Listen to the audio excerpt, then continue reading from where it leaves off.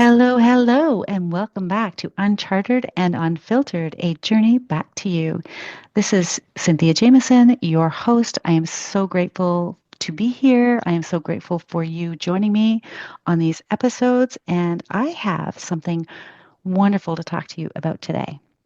It is related to the holidays. And so, for those of you who celebrate the holidays, I just, from my heart to yours, extend so much gratitude, joy, peace, abundance, all of the good things your way. And the reason that I wanted to be super specific about that, I think this episode is very, very timely because the holidays can be a time of joy, but for many of us, they can also bring up deep seated family dynamics that are far from easy to navigate.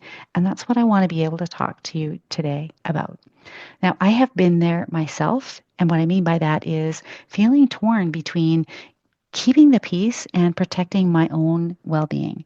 Now, I remember the emotional tug of war, the late nights, replaying conversations in my head, and the overwhelming pressure to make everyone happy while I wouldn't have used these words before, but while I was doing that, what I was doing also was suppressing my own needs, my own desires.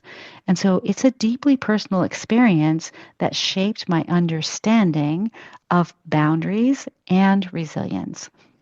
And that's why I'm so passionate about helping others face similar challenges, because I know what it is like to feel stuck, to feel unsure of whether to prioritize harmony or healing. And I've learned that the path to clarity often starts with giving yourself permission to honor your own emotions. So if you can relate, you are not alone. And if you can relate, this episode is for you.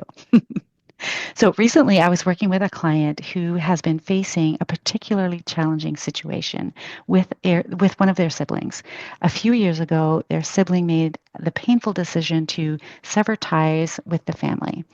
They decided to walk away, renouncing all connection, and my client was left grappling with the void.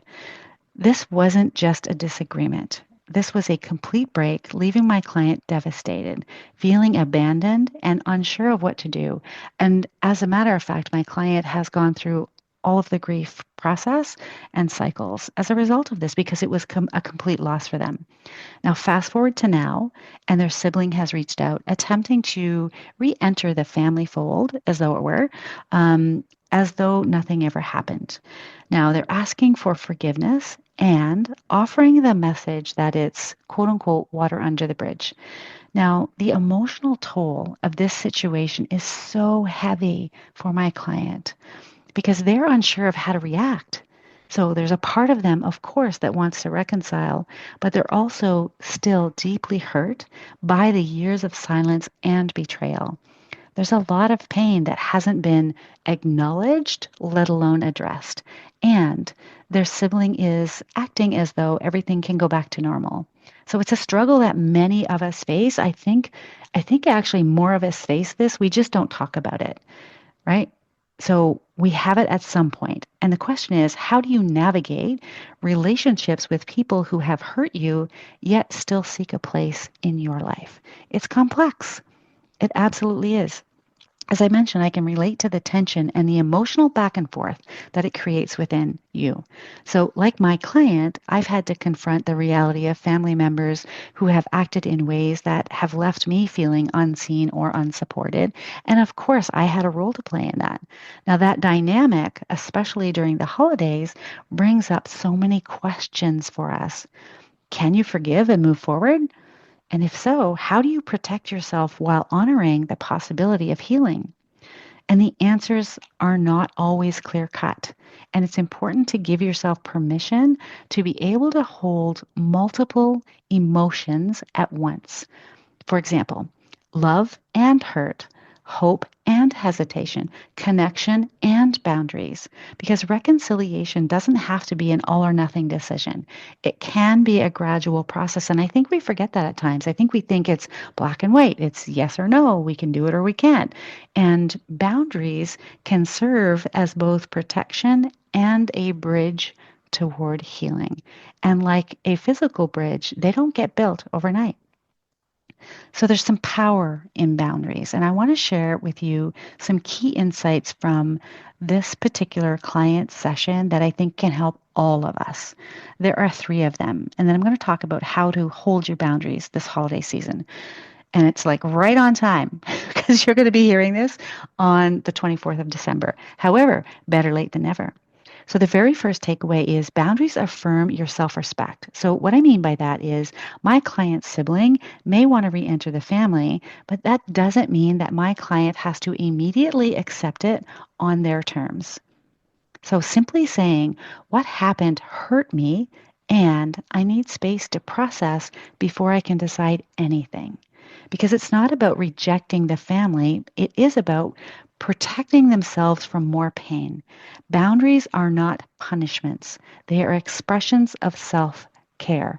True self care. This is more than, and I'm not wanting to diminish anything. Self care practices are amazing. Boundaries are self care. This is not your bubble bath.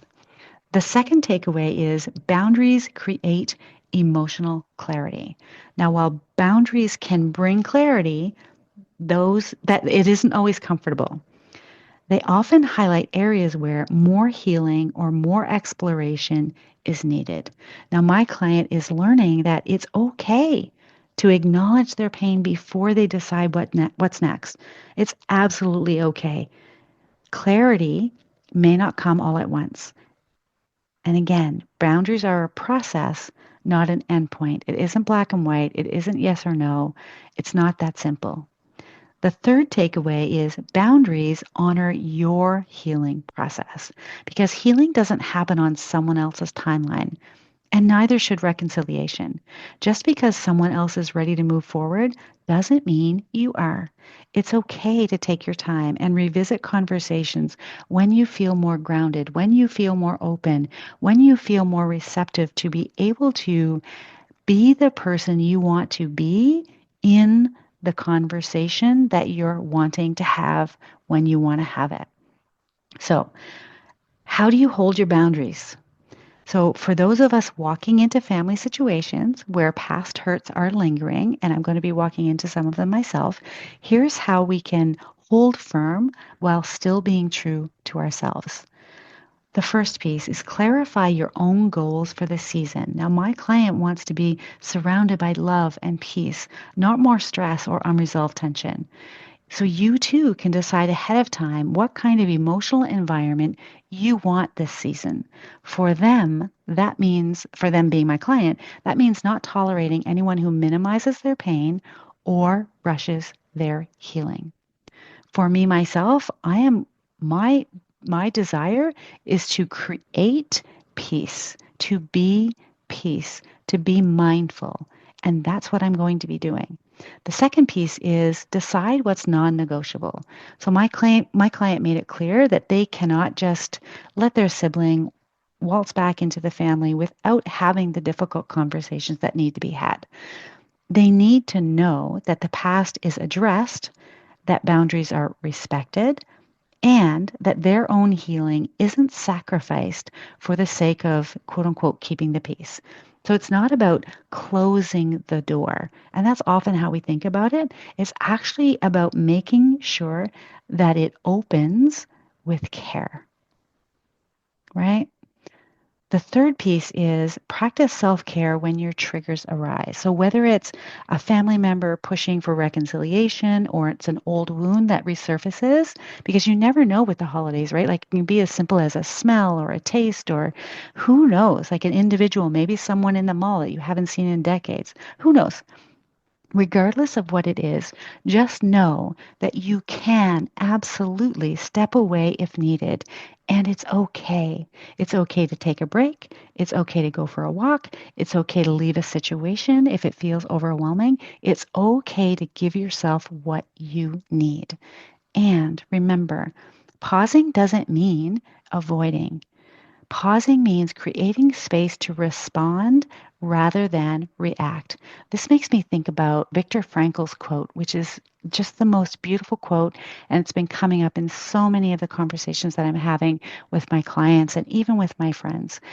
which is this: between stimulus, so whatever the thing is, could be person, place, or thing, notification, whatever, whatnot, between stimulus and response, there is a space, and I will meet you there. And what Victor means by that is there's a space for a pause, there's a space for a breath, there's a space for you to be able to consciously choose who you want to be in that interaction. And this brings me to the fourth thing that can be really, really super useful to hold your boundary this holiday season, which is visualizing your response ahead of time. Like my client, you can prepare for tough conversations or emotional situations. We did this in the coaching session, so I know that they know exactly what they're going to do when and if the triggers arise. So think through what you want to say when you're triggered and practice it. Practice it in the mirror. Practice saying the words out loud. Practice looking after yourself. If it's taking a breath, if it's bringing yourself back to center, whatever it is for you, practice it and be really, really clear about what you need can help you avoid getting caught off guard. Now, at the same time, stay open to the fact that feelings might shift, right? Because we never know what we're going to experience. And you can always revise your boundaries as needed. Boundaries are the things that keep evolving as you evolve. So I want to offer an invitation because setting boundaries with family can be super challenging, especially during the holidays. And that doesn't matter if it's Christmas, if it's any other holiday, it's just seemingly what happens. And it takes courage and patience and self respect. But I know that you're capable of doing it. And here's how I know: because if I can do it, you can do it. I am not, I mean, I am a we are all special in our own right. There is no one that's ever lived your path and your experiences. And I don't know what your experiences are and what's true for you. But I also know that if I can do it, anyone can do it, because I don't think I'm that special. I think that whatever I have, you have, because we all have those capabilities. It might be a muscle that we're not used to flexing, but we can all learn. So this season, I invite you to reflect on your own boundaries. What are you willing to tolerate? And what are you not willing to tolerate? Because you deserve to enjoy the holidays on your own terms without the emotional stress or guilt that often accompanies family dynamics.